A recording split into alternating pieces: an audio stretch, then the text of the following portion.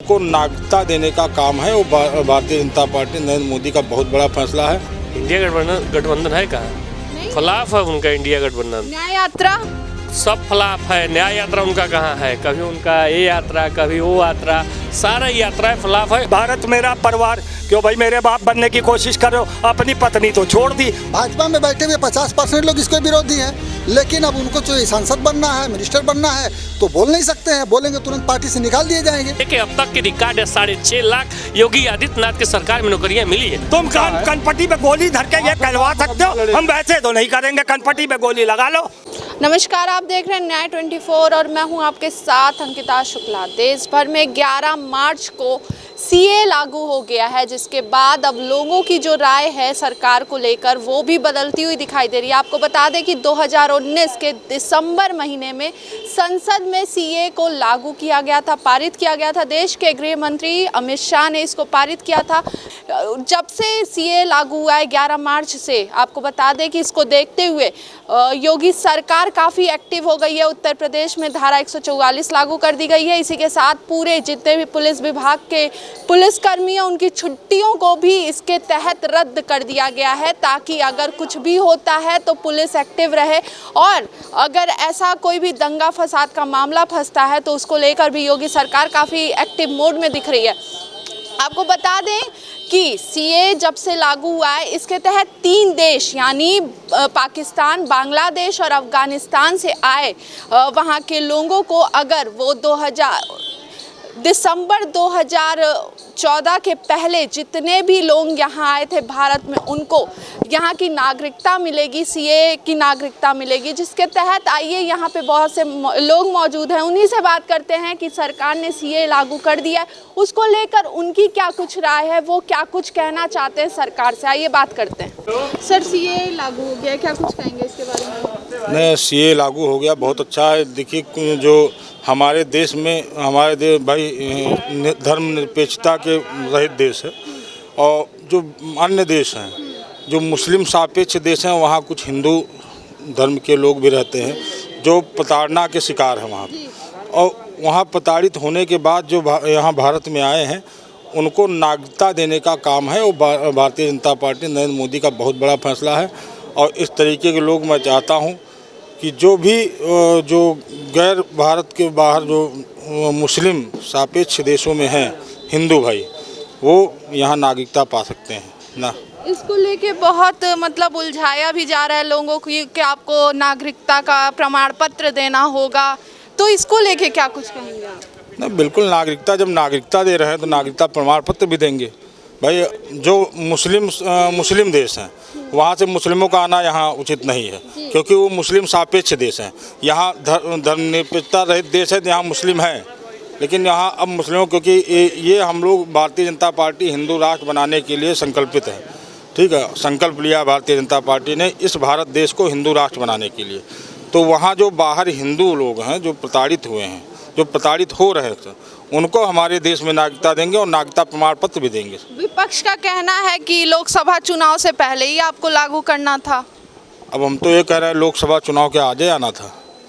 अरे हम लागू कर रहे हैं, लोकसभा चुनाव क्यों आना था? अरे 4 साल बाद कर लीजिए। इलेक्शन कमीशन का अचानक से इस्तीफा दे देना, फिर सीए लागू कर देना, क्या पक्ष कुछ चाहता है क्या? नहीं, ऐसा नहीं। ये सब को अपने तरफ खींचना चाहता है। हर चीज़ का एक प्रोसेस होता है, समय होता है, समय लगता है। काम काफ़ी दिन से चल रहा था, लेकिन अब समय आया तो किया गया।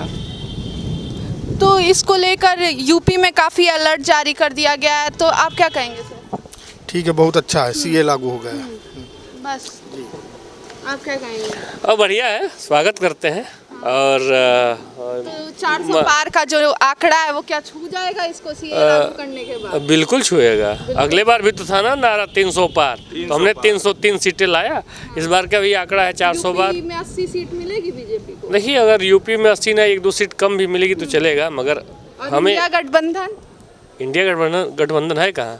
खिलाफ है उनका इंडिया गठबंधन। न्याय यात्रा सब खिलाफ है। न्याय यात्रा उनका कहाँ है? कभी उनका ये यात्रा, कभी वो यात्रा, सारा यात्रा खिलाफ है। और इस बार शिक्षा मुद्दा रहेगा, शिक्षा, स्वास्थ्य, रोजगार बेहतर, और गुंडे माफिया को प्रदेश मतलब देश से बाहर भगाना।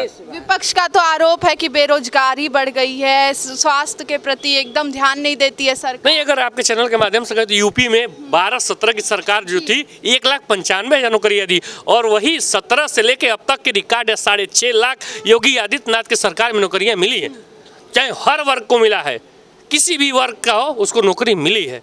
पेपर लीक के मामले भी तो सबसे ज्यादा होते हैं। देखिए पेपर लीक के मामले में है, और अखिलेश यादव का स्टेटमेंट आया है कि यहाँ उत्तर प्रदेश में उत्तर पहले ही रिलीज कर देते हैं। देखिए अब ये तो है कुछ ना कुछ कहीं ना कहीं कमी है, और इस कमी के दूर करने के लिए मुख्यमंत्री योगी आदित्यनाथ जी जो भी चुनाव के हेड रहे उनको बर्खास्त किया है, उस पर जांच बैठाया है। जो भी कृत्य में दोषी पाएगा उसको उसी हिसाब में समझाया जाएगा जिस हिसाब में समझ पाएगा। पार्टियों की जो सरकार रही है पहले से, उन्हीं के अधिकारी हैं, उन्हीं कर्मचारी हैं। एक आपको याद होगा बैलेट पेपर का चुनाव हुआ था, विधानसभा का चुनाव होने के बाद जो कर्मचारी मतदाता में ड्यूटी मतगणना स्थल पर ड्यूटी लगी थी, उनकी भी वोटिंग हुई थी, वो बैलेट पेपर पे हुई थी। और बैलेट पेपर पर जो चुनाव हुआ था उसमें समाजवादी पार्टी बहुमत में समाजवादी पार्टी जीती थी, और जितने वोटों से जीती थी उतने ही वोट समाजवादी पार्टी की जब सरकार रही है अपने चहेतों को जिम्मेदार पदों पे बैठा के रखे हैं, और उन्हीं वही जो पुराने भ्रष्टाचार से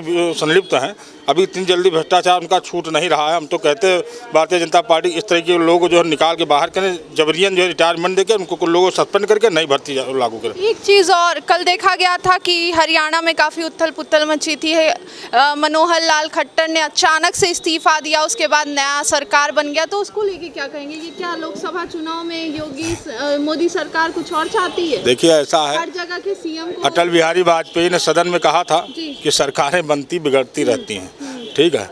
तो उनका शायद ईश्वरीय शक्ति रहे होगी ना, उनका यही एक लग रहा होगा कि हाँ अभी सरकार इनकी जानी उन्होंने, और किस वजह से उन्होंने जो इस्तीफा दिया है नहीं जानता हूँ, लेकिन सरकार वहाँ भारतीय तो पहले गठबंधन में थे ना, तो गठबंधन टूटा, लेकिन भारतीय जनता पार्टी अगर वही बताएं, भारतीय जनता पार्टी एक समंदर है, समंदर से अगर केवल एक आध 2-4 बाल्टी पानी निकाल के बाहर फेंक दोगे समंदर से पानी नहीं कम पड़ेगा, ठीक है। तो उन्होंने अपना विरोध जाहिर किया, इस्तीफा दिया, लेकिन भारतीय जनता पार्टी तुम्हारे इस्तीफे से कोई मतलब नहीं है, भारतीय जनता पार्टी ने फिर सरकार बनानी है। सर आप क्या कुछ कहेंगे किस बात?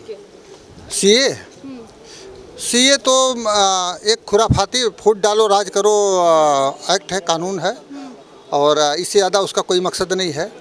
नागरिकता देने का इसके प्रोविज़न तो पहले से बता है, पहले से था, लेकिन ये खुराफात है। खुराफाती लोगों के भाजपा के लोग पगला गए हैं, उनका दिमाग क्रैक हो गया है। अब कुल मिला जुला करके यह लोग जिस तरीके से देश में जो इशू नहीं है उसको इशू बनाने का प्रयास कर रहे हैं, पढ़ाई लिखाई आज, और हम सभी पढ़ लिख कर की इस पोजीशन पर हैं, बात करने की हैसियत में है, बोलने की हैसियत में है, कपड़ा पहने सभ्य असभ्य से आदमी सभ्य हो गया। समाज में देश को डेवलपमेंट कैसे करना है, कैसे विकास करना है, ये सब बातें होनी चाहिए।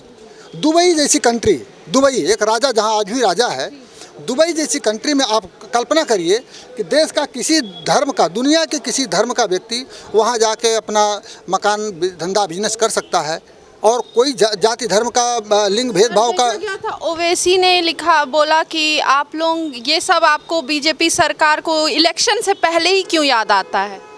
ओवैसी तो फालतू आदमी है, हम उनके बारे में नेता हैं लेकिन फालतू हैं। वो तो ऐसे ही बात करते हैं जैसे मालूम होता, वो तो भाजपा को और मजबूत बनाते हैं। ऐसे दंगे वाली बात, मुसलमान की बात करना, किसी धर्म की बात करना, अगर भाजपा हिंदू की बात करती है तो वैसे मुसलमान की बात करते हैं, तो दोनों की एक जैसी विचारधारा है। न ये संविधान न हिंदू की बात करता है, न मुसलमान की बात करता है, सबकी बात करता है। तो विरोध कर रहा है सीए का? विपक्ष ही नहीं, मैं सारे लोग विरोध, जो समझदार है सभी विरोध कर रहे हैं। भाजपा में बैठे हुए 50% लोग इसके विरोधी हैं, लेकिन अब उनको जो सांसद बनना है, मिनिस्टर बनना है, तो बोल नहीं सकते हैं, बोलेंगे तुरंत पार्टी से निकाल दिए जाएंगे। मौका आने पर जब देखेंगे कि भाजपा को सुपड़ा साहब अब की हारने जा रही है भाजपा, भारतीय जनता बुरी तरीके से आ रहे हैं। अरे भाई 400 पार, 400 पार भाई साहब हमारे जो पिछली सरकारों में जो सरकारी कर्मचारी थे, जो डॉक्टर थे, वो अपना क्लिनिक पर्सनल चलाते थे, 2 घंटे ड्यूटी करने के बाद अपना पर्सनल क्लिनिक चलाते थे और यहाँ रोज हाजिरी maintain, thumb, fingerprint. Modi ji की सरकार में आई, फिंगरप्रिंट लगाइए और आपका तब जाके आपका हाजिरी लगेगी। वैसे पहले रजिस्टर पे सिग्नेचर किए और चले जाते थे अपना प्राइवेट क्लिनिक चलाने के लिए। क्या कहेंगे, क्या बात करेंगे? अब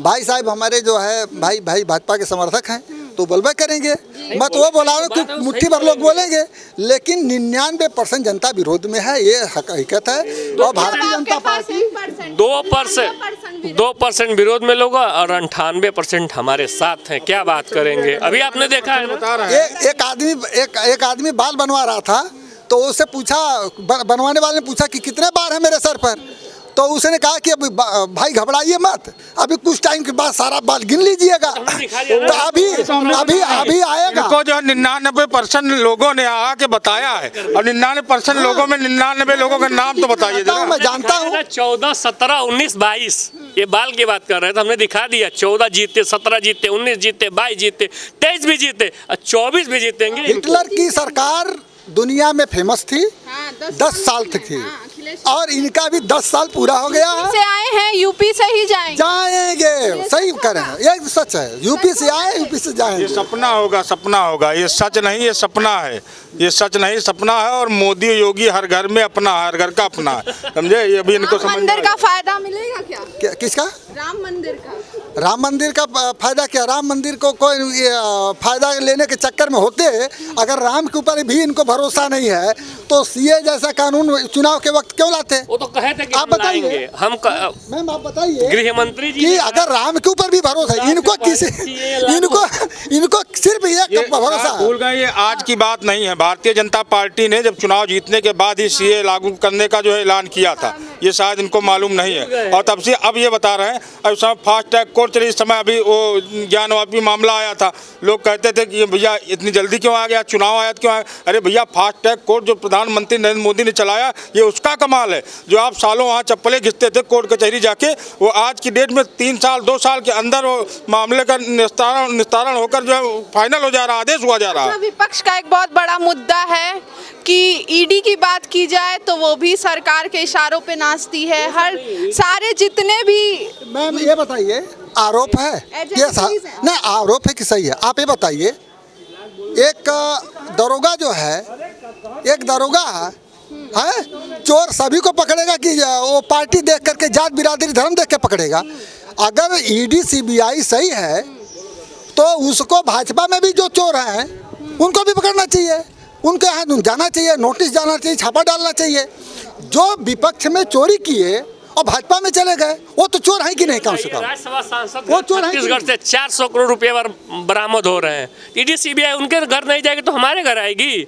हम लोग ईमानदार हैं, जाना चाहिए। ईमानदार के घर ईडी सीबीआई क्या करेगी? हमारा ये सवाल नहीं है जिसके यहाँ छापा पड़ रहा है, मेरा उस पर सवाल नहीं है। मेरा सवाल ये है कि जो चोर हैं उनके यहाँ छापा पड़ रहा है, लेकिन जो चोरी विपक्ष में किए और भाजपा में चले गए, उनके यहाँ क्यों छापा नहीं पड़ रहा है?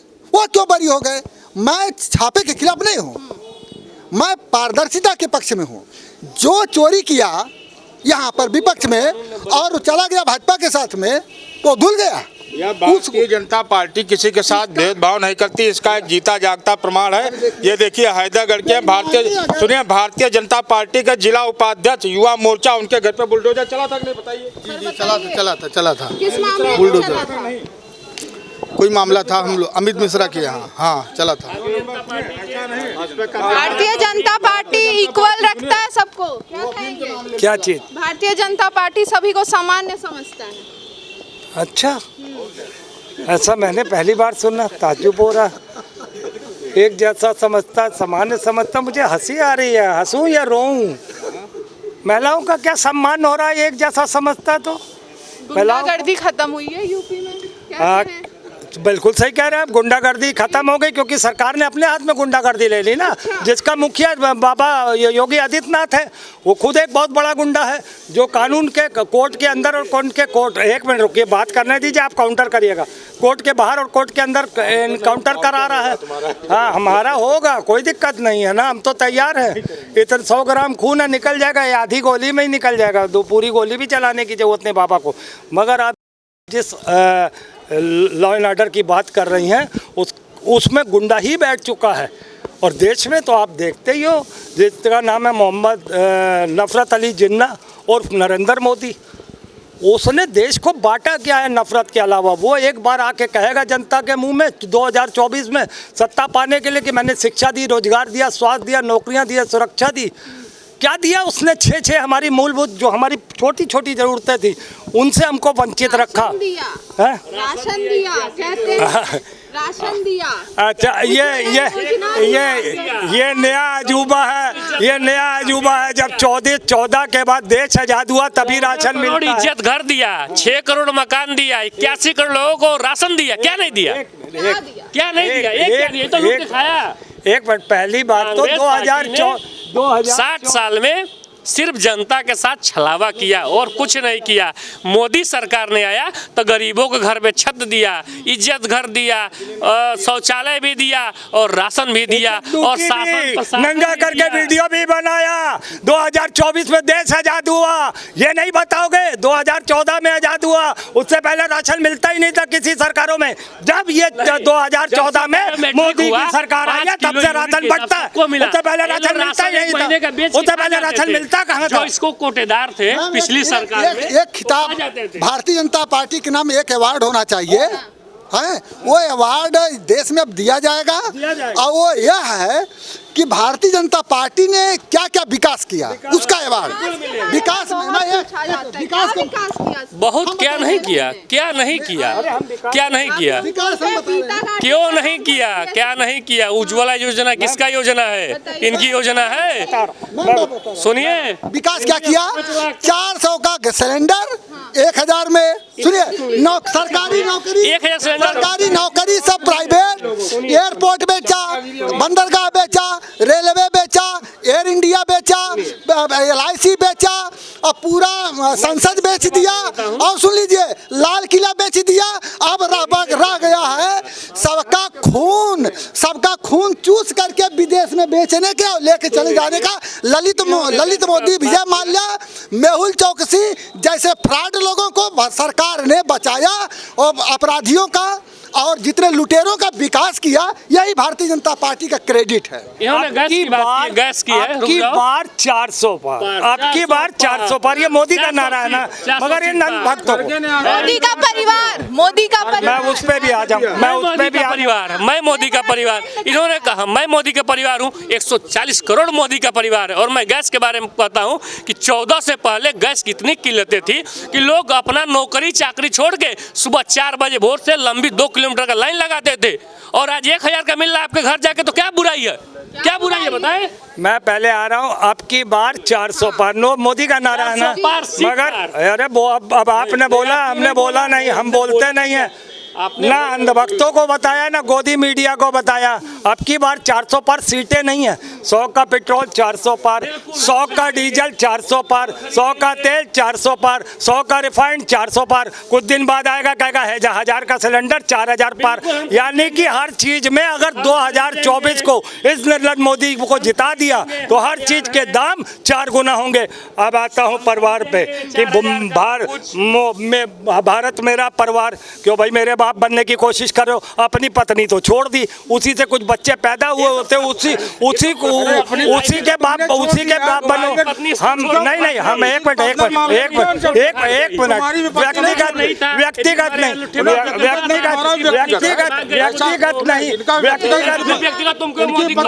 मोदी तुम्हारा, मोदी देश का प्रधानमंत्री है। तुमसे हमने नहीं कहा, तुमसे हमने छोड़ के भाग गई, एक बेरोजगार इनका जवाब हम दे दे रहे हैं। सुनिए, ये जो बता रहे हैं 400 पार पेट्रोल 400 पार होगा तो हम बैटरी रिक्शा चला लेंगे, इलेक्ट्रॉनिक कार चला लेंगे, ठीक है। और सुन लीजिए, अगर 4000 रुपए सिलेंडर हुआ तो मैं लकड़ी जला लूंगा।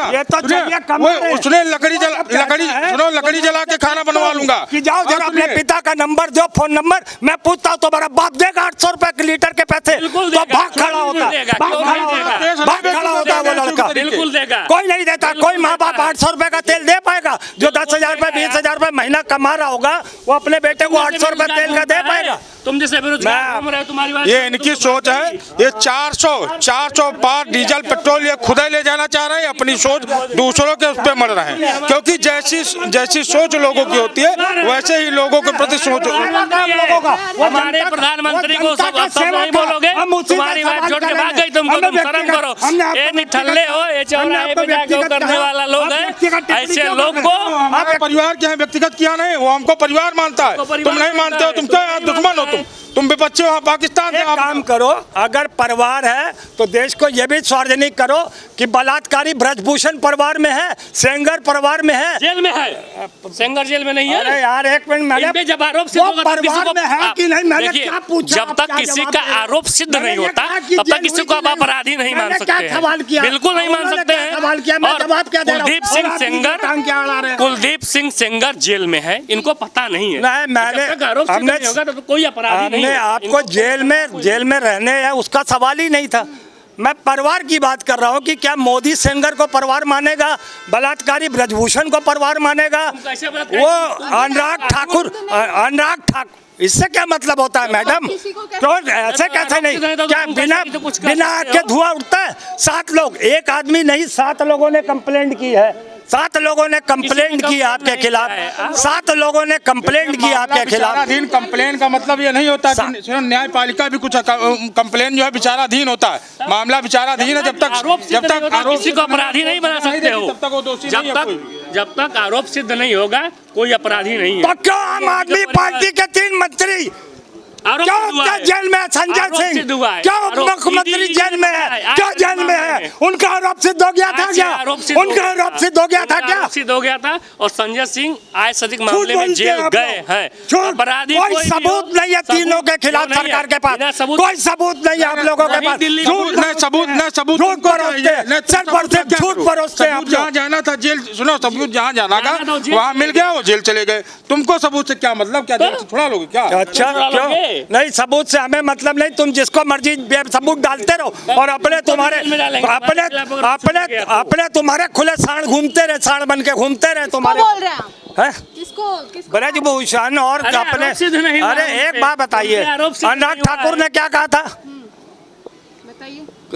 गोली मारो सालों को कुछ बोला था क्या? ये भाषा है? नहीं, ये वीडियो एडिट किया गया था। तुमको सारी तैयारी करके आए और झूठ बोलने की, झूठ बोलने चला जा रहा था, लेकिन उस वीडियो की जब जांच हुई, अभी देखिए राम मंदिर के पुजारी का, राम मंदिर के पुजारी का जो अश्लील वीडियो वायरल हुआ, कांग्रेस का मीडिया प्रभारी निकला, गुजरात का मीडिया प्रभारी निकला, जो राम मंदिर के मुख्य पुजारी का वीडियो एडिट किया था, वो कांग्रेस का गुजरात का मीडिया प्रभारी निकला। क्या बात करेंगे? ऐसे कांग्रेस की नीच का हरकत की वजह से इस बार भी सत्ता से बेदखल करेंगे और नरेंद्र मोदी की सरकार आएगी और वो भी 400 सीटें पार, 400 सीट पार जाएगा। जय श्री राम, वंदे मातरम, जय हिंद। अब की 400 पार का नारा है, हम सोच रहे हैं अगली बार 500 पार का नारा होगा। तुम लोग जाओगे कहाँ? पाकिस्तान चले जाओगे? बता दो, एक दिन का बाघा बॉर्डर खुलवा दूं मैं। नहीं तो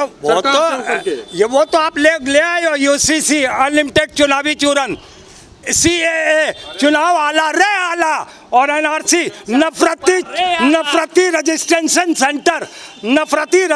सेंटर है तुम लोगों का, सिर्फ नफरत बांटने का काम करते हो। UCC अनलिमिटेड चुनावी चूरन,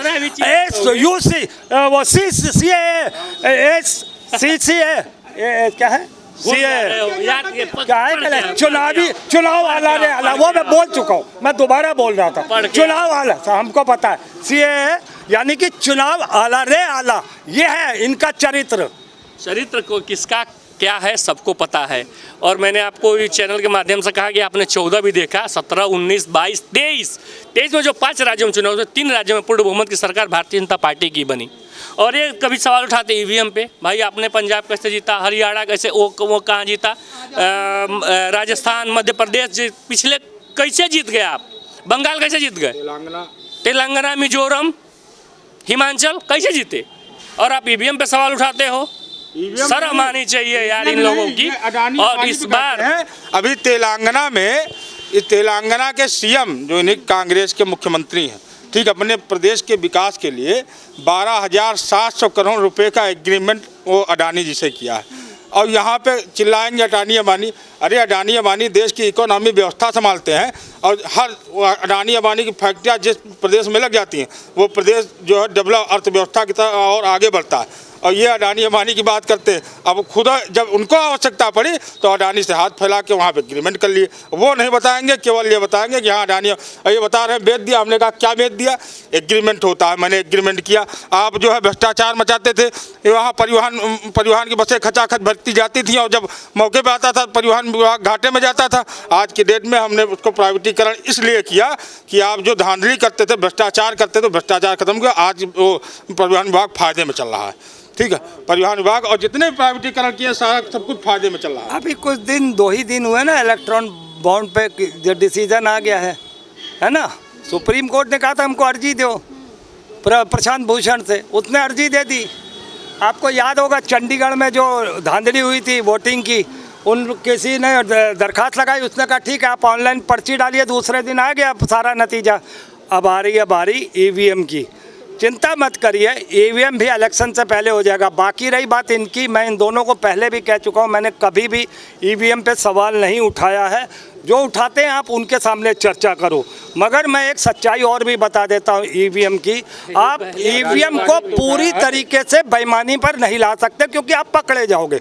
मैं ये कहता हूँ कि ईवीएम पे बेईमानी 5 to 10% की हो सकती है, वो जो आप एडजस्ट करते हो। मगर आज देश की जनता जान चुकी है, इनका वोट शेयर है 37%, बचे बाकी के 63%। ठीक है मैम, अभी अगर हमारा जो गठबंधन है अगर वो मिल के पैरेलली अगर चुनाव वोट करता है चुनाव में, तो यकीनन हम एक बड़ी पार्टी के रूप में गठबंधन सरकार बनाएगी और फिर इनको तब बताएंगे हम। इतनी हैसियत है यूपी में, समाजवादी पार्टी ने इन राष्ट्रीय पार्टी को 17 सीट दे दिया। ये है इनकी औकात, ये है इनकी हैसियत। ये क्या लड़ेंगे? यूपी पूरे देश का सबसे बड़ा स्टेट है, 80 सीट वाली प्रदेश है उत्तर प्रदेश, और इनकी ये हैसियत है कि कांग्रेस पार्टी को समाजवादी पार्टी ने 17 सीट पे दे दिया है कि तुम्हारी यही औकात है, तुम जीत नहीं पाओगे, तुम 17 सीट लो और 17 सीट पे चुनाव लड़ो, और भी उसमें भी हमारे प्रत्याशी हिसाब से चयन होगा। ये है इनकी हैसियत। और ये भारतीय जनता पार्टी का मुकाबला करेंगे। जवाब दे दें, कांग्रेस परिवार ने जब से सत्ता में आ रही है तब से उनकी कुर्बानियां नहीं याद करेंगे। 4-4, 5-5 लोग घर से कुर्बान। एक मिनट रुक रहे हो, बीच में फिर बोलते हो, यही गलत है। कुर्बानियां दी, यहाँ पर भी हमने कुर्बानी दी, सीटों की कुर्बानी।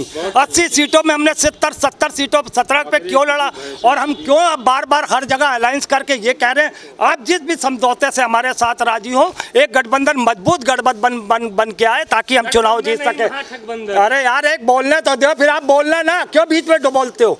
तो मैम ये त्याग की भावना है जो कांग्रेस के अंदर है। परिवार की जाने दी, आज वो त्याग दे रहे हैं सीटों का भी, उस पर भी आपका साथ दे रहे हैं, गठबंधन का साथ दे रहे हैं, ताकि इस निर्लज नफरत अली जिन्ना को हटाया जाए जिसका असली नाम नरेंद्र मोदी है। वो दरअसल मुसलमानों के लिए जिन्ना पाप था, जिन्ना अभिशाप था। अपना जो चरित्र है नफरत अली जिन्ना, किसी भी हिंदू को जो है मुस्लिम के, और यही है सिया राम एक सिया एक समुदाय होता है। हम लोग श्री राम श्री सीताराम कहते हैं, सिया राम इसलिए नहीं कहते कि सिया एक जो है मुस्लिमों का एक समुदाय है। सिया के साथ हम राम को नहीं, जो नहीं कल तुम ही कहोगे वो राम नहीं, सिया मुसलमान है, इसीलिए मैं सिया राम। हम जय सिया राम कह सकते हैं, हम सीताराम कह देते हैं। अगर तुम्हें वहां से सिया और सुन्नी ढूंढते हो तो हम सीताराम कह देते। तुम्हारा यही दर्द है ना, वो भी हम निकाले देते, मगर हम जय श्री राम नहीं करेंगे। तुम्हारे कहने तुम कनपट्टी पे गोली धर के ये कहलवा सकते हो, हम वैसे तो नहीं करेंगे। कनपट्टी पे गोली लगा लो, कनपट्टी पे गोली लगा लो, तुम कह देंगे हम डर के। कह रहा है एक मंदिर जो है, जो मुगलों ने वहाँ मंदिर तोड़ के मस्जिद बनाया था, उसके लिए 500 साल हमारे पूर्वज लड़े, इतना खून बहा, इतने लोग, इन्हीं लोगों ने कार से के ऊपर गोली चलवाई इन्हीं लोगों ने, और इतना खून बहा के हमारे पूर्वजों ने आज ये दिन दिया कि वो तो मर गए, उनका दुर्भाग्य था, उन्होंने बनते हो मंदिर की प्राण प्रतिष्ठा नहीं देखी। हमारा सौभाग्य, हमने तो एक खून भी नहीं बहाया। और मोदी सरकार, भला हो मोदी सरकार का और योगी सरकार का, किसी ने एक आवाज़ भी नहीं उठाई विरोध में, और सीधे साधे पूरा मंदिर बन गया और हम लोग खून भी नहीं बहाए। और इतने सौभाग्यशाली ना, हमने अपनी आँखों में अपने आँखों से राम मंदिर का जो है जीर्णोद्धार और स्थापना देखी।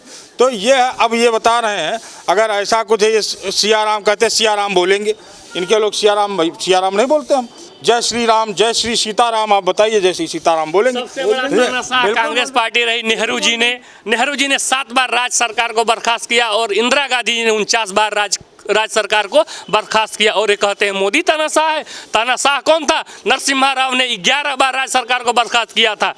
राजीव गांधी ने 4 बार राज्य सरकार को बर्खास्त किया और बात करते हैं कि मोदी तानाशाह है। वल्लभ भाई पटेल ने सदस्यों ने जो वोटिंग की थी, वल्लभ भाई पटेल प्रधानमंत्री जो भारत के पहले प्रधानमंत्री के रूप में थे, ठीक है, उन गांधीवादियों ने उनके जीत का सेहरा उतार के नेहरू के ऊपर, अपने स्वार्थवश नेहरू के ऊपर पहना दिया। मैं एक सवाल करता हूँ, मणिपुर में इनकी सत्ता है, बीजेपी की सरकार है, वहाँ पे औरतों के बलात्कारों के वीडियो दिखाए जाते हैं, मगर आप कायर हैं, निर्लज प्रधानमंत्री कायर हैं नरेंद्र मोदी, क्यों नहीं वहाँ पे बर्खास्त किया सरकार को? क्योंकि आप सत्ता में काबिज रहना चाहते हो, आप सत्ता की मलाई खाना चाहते हो, आपको हरामखोरी मुंह में लग चुकी है। ये कहते हैं ना कांग्रेस जिस दिन मणिपुर में बवाल हुआ उस दिन हमने 30,000 वहाँ फोर्सें तैनात की, एसीपी तो बर्खास्त किया था, सरकार कांग्रेस ने बर्खास्त किया था, सिखों का खून बहाया था, कत्लेआम किया था, तो कांग्रेस ने कब इस्तीफा दिया था? और सुनिए, गोलियां चलवाई थी, वहाँ इन्होंने इनके जो विपक्ष के नेता ने दंगा फैलाने को आप अशोक पांडे का लेख पढ़िए। 1984 में आरएसएस ने वहां पे दंगे कराए थे, जो सिख मारे गए हैं उसे आरएसएस ने मरवाया था। अशोक पांडे का लेख पढ़ लीजिए, आपको आपकी औकात पता चल जाएगी। सुनिए यहाँ से ब्रिटिश शासन से जो रिटायर हुए जनरल ने भी अपने एक किताब में लिखा था कि चंद्रशेखर आजाद की मुखबरी देने वाले जवाहरलाल नेहरू थे। लेख पढ़िए आप, अशोक पांडे का लेख, चंद्रशेखर आजाद को मरवाने वाले जवाहरलाल नेहरू, भगत सिंह बिस्मिल्लाह खां, वीर सावरकर को मरवाने वाला गांधी परिवार। हमको परिवार हत्यारा रहा ही है शुरू से। तो आप देख सकते हैं लोगों की अलग अलग राय है सीए एनआरसी को लेकर। कुछ का कहना है कि सरकार ने सही किया, तो कुछ का कहना है कि बहुत गलत किया। इसके साथ ही साथ जो लोकसभा चुनाव है उसको लेकर भी लोगों का कहना है कि एक बार फिर से मोदी सरकार सत्ते में आ रही है, तो किसी का कहना है कि नहीं, इस बार इंडिया गठबंधन से ही कोई प्रधानमंत्री बनेगा। तो आगे क्या कुछ तस्वीरें निकलकर सामने आती है वो भी आपको दिखाएंगे सिर्फ और सिर्फ न्याय 24 पर। कैमरामैन सुधीर के साथ अंकिता शुक्ला, न्याय 24 लखनऊ।